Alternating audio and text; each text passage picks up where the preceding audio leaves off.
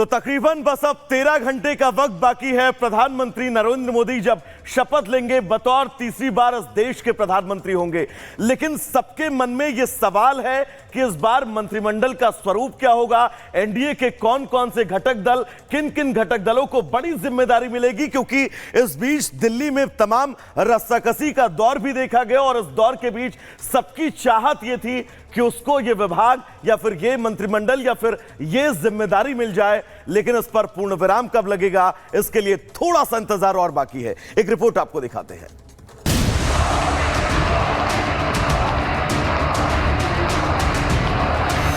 बस कुछ घंटे बाकी हैं, फिर एक बार पीएम पद की शपथ लेकर मोदी इतिहास रच देंगे। मोदी की ताजपोशी की तैयारियां जोरों पर हैं। मेहमान आने लगे हैं, लेकिन सियासी गलियारों में चर्चा है कौन होगा मोदी 3.0 मंत्रिमंडल का हिस्सा। कैबिनेट को लेकर कयासों का दौर जारी है। कहा जा रहा है कि तीसरी पारी में मोदी की टीम में जेडीयू से 2, टीडीपी से 1, शिवसेना से 1, एलजेपी से 1, एनसीपी से 1, एजीपी से 1।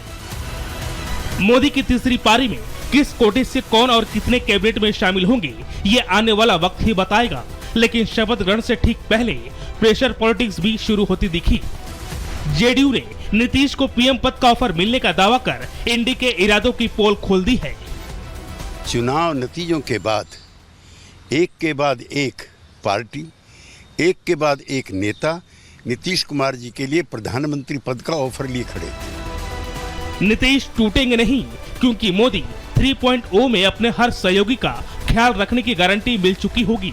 बिहार में इस बार बीजेपी के मंत्री कम कर सहयोगियों के नंबर बढ़ सकते हैं।